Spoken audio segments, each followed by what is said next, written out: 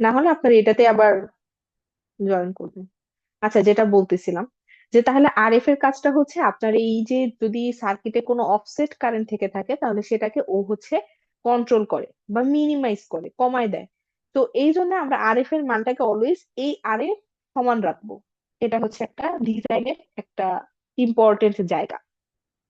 2 number হচ্ছে এইখানে আপনি যখন আরএফ এর মানটাকে আর এর সমান রাখতেছেন, হ্যাঁ, তখন আপনার হচ্ছে এই যে অপেমটা কিন্তু একটা ইউনিটি গেইন সে ইনশিওর করতেছে, বা ও হচ্ছে এই জায়গাতে বাফার হিসেবে কাজ করতেছে, যাতে আপনার আউটপুটটা হচ্ছে আউটপুটে কোনো নয়েজ আসলে না আসে। তো যাই হোক, এটা হচ্ছে আপনি অপেম কেন ইউজ করবেন বা আরএফ এর মানটা কেমন ধরবেন সেটার একটা ব্যাখ্যা। তো এখন কথা হচ্ছে যে আপনার এই লো পাস ফিল্টারে হচ্ছে আপনার কাট অফ ফ্রিকোয়েন্সিটা কত হবে সেটা হচ্ছে আমরা এখন ক্যালকুলেট করব। তো কাট অফ ফ্রিকোয়েন্সির ইয়েটা কি থাকবে, যে আমরা দেখছিলাম যে আপনার ফ্রিকোয়েন্সি রেসপন্সটা থাকে এইরকম, হ্যাঁ, যে এটা ডিরেক্টলি ইয়ে হয়ে যায় না, শার্পলি ও হচ্ছে নেমে যায় না, ও একটা স্লোপ হয়ে আস্তে আস্তে সে হচ্ছে কমে যায়। তো আপনি হচ্ছে দেখা যাবে যে আপনি আসলে যেই কাট অফ ফ্রিকোয়েন্সিতে আপনি হচ্ছে আপনার ফিল্টারটাকে ডিজাইন করতে চান, সেইটা আপনাকে এমন একটা পজিশনে আপনার আসলে রাখতে হবে, যেই পজিশনে আপনার মোটামুটি ওর তো একটা মানে সিগন্যালের তো একটা পাওয়ার আছে, রাইট? তো কাট অফ ফ্রিকোয়েন্সিতে এরকম যেখানে আপনার সিগন্যালের পাওয়ার হচ্ছে হাফ হয়ে যায়, এই যে হাফ পাওয়ার, হ্যাঁ, সিগন্যালের পাওয়ারটা হচ্ছে আপনার হাফ হয়ে যাবে।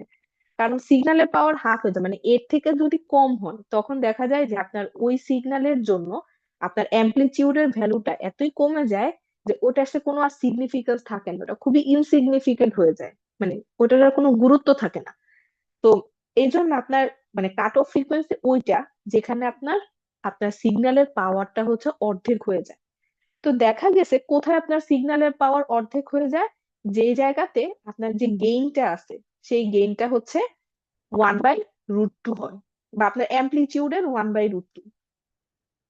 হুম। আচ্ছা, অ্যামপ্লিটিউড না, আপনি বরং এটাই চিন্তা করেন যেখানে আপনার গেইনের ভ্যালু হচ্ছে 1/√2। ঠিক আছে? আচ্ছা, কমে যাওয়া 1/√2 কিন্তু একের থেকে কম, 0.7 সামথিং। তো যেখানে আপনার গেইনের ভ্যালু 1/√2 হয়ে যায় সেটাকে আপনারা কাট অফ ফ্রিকোয়েন্সি চিন্তা করবেন।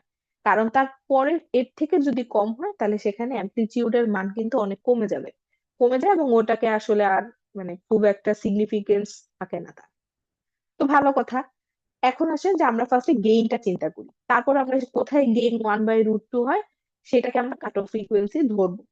তাহলে গেইন বের করার জন্য গেইন কি, আউটপুটের সাথে ইনপুটের একটা ডিফারেন্স, মানে অনুপাত বা রেশিও। তাহলে ওর আউটপুটটা আপনি কার সাপেক্ষে নিচ্ছেন, সি এর সাপেক্ষে না? তাহলে রেশিওটা কি হবে, output voltage divided by input voltage. তাহলে আউটপুট ভোল্টেজ তো শুধু সি তে যাচ্ছে, আর ইনপুট ভোল্টেজটা কি, আর আর সি দুইটাতেই যাচ্ছে। তাহলে আপনার উপরে থাকবে কি শুধু সি এর অ্যাক্রোসের ভোল্টেজ, আর নিচে যাবে কি দুইটার একসাথে ভোল্টেজ। তাহলে এটাকে কিভাবে ভাগ হতে পারে, ভোল্টেজ কত যাবে উপরে, যে 1/j ওমেগা সি। এখানে হ্যাঁ ইনপুট ভোল্টেজ, তাহলে 1/j ওমেগা সি, এটার অ্যাক্রোসের ভোল্টেজ।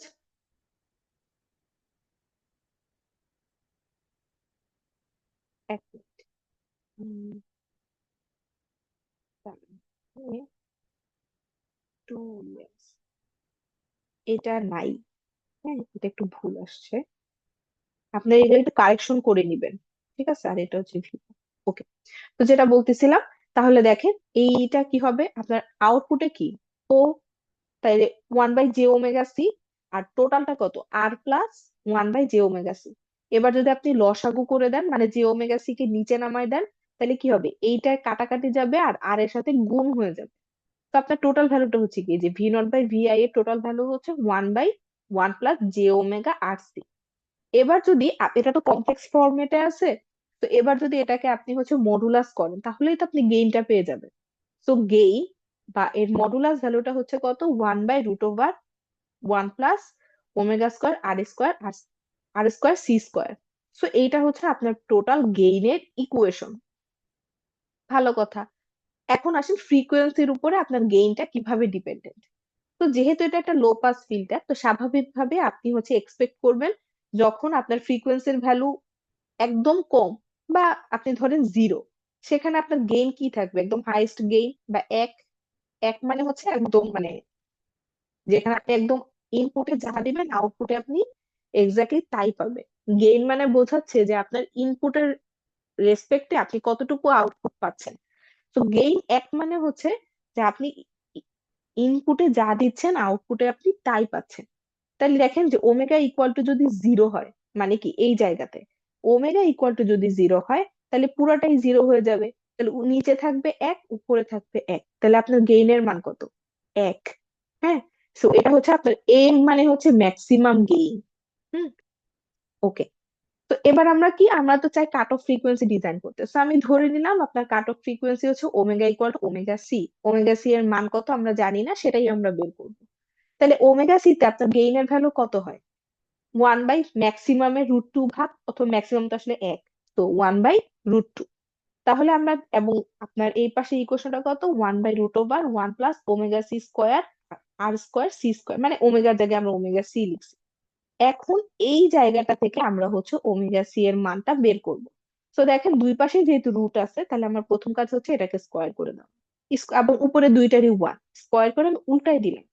তো উল্টাই দিলে কি থাকবে, এখানে যে দুই, আর এখানে থাকতেছে 1+ওমেগা স্কোয়ার ওমেগা সি স্কোয়ার আর স্কোয়ার সি স্কোয়ার। তো এরপর এক কাটাকাটি গেছে, দেন স্কোয়ারটাকে উঠাই দেন, এক তো একের মতোই থাকবে। তাহলে ওমেগা সি এর মান আসে এই যে 1/RC, যেটা গত ক্লাসেও আমি বলছিলাম। তাহলে ওমেগা সি ইকুয়াল টু কত, 1/RC। এইটা হচ্ছে আপনার সবচেয়ে ইম্পর্টেন্ট জিনিস একটা ফিল্টার ডিজাইন করার জন্য। আমি যদি আপনাকে বলি একটা 100 হার্টজের লো পাস ফিল্টার আপনি ডিজাইন করেন, তাহলে আপনি এখানে এফ ইকুয়াল টু কত হবে, 100 হার্টজ। তাহলে ওমেগা ইকুয়াল টু কত হবে, 2πf। তারপর আপনি সি এর মান ওই যে 0.01 অথবা 0.1 মাইক্রোফ্যারাড একটা কিছু ধরে নেবেন, তারপর আর এর মান বের করবেন। এই পার্টটা লাগবে না, এই জন্য আমি কেটে দিছি। তাহলে এই যে দেখেন ডিজাইন কিভাবে করবেন সেটা এখানে এই যে 3 স্টার দিয়ে বলা আছে। ফার্স্টে একটা কাট অফ ফ্রিকোয়েন্সি আপনাকে চুজ করতে বলা হয়েছে। আপনি চুজ করতে পারবেন না, আপনাকে পরীক্ষার প্রশ্নেই বলে দেওয়া থাকবে কাট অফ ফ্রিকোয়েন্সি কত। সেখান থেকে তাহলে ওমেগার মান কত হবে, 2π এর সাথে ওই ফ্রিকোয়েন্সিটা গুণ করে দিবেন। তারপর একটা সি আপনি চুজ করবেন, সেটা আপনি 0.001 মাইক্রোফ্যারাড অথবা 0.01 মাইক্রোফ্যারাড অথবা 0.1 মাইক্রোফ্যারাড আপনি ধরে নিন। ধরে নিয়ে তারপরে এখান থেকে আপনি আর এর মান বের করবেন। এবং এখান থেকে আপনি এই যে এখান থেকে আপনি যে আর পাবেন, মানে হচ্ছে আপনি এ আরটা পাচ্ছেন। এবং অবশ্যই এই যে আপনার আর এফ ইকুয়াল টু আর, এটাও আপনাকে পরীক্ষার খাতায় লিখতে হবে। তো আপনার এ আর এর মান যেটা হবে, এ আর এফ এর মানও তাই হবে, আর এফ ইকুয়াল টু আর। তো এভাবে আপনি একটা লো পাস ফিল্টার ডিজাইন করতে পারেন। এরপরে আসেন একটা হাই পাস ফিল্টার। হ্যাঁ, হাই পাস ফিল্টার ক্ষেত্রে কি হয় সেটাও আমরা গত ক্লাসে দেখছিলাম।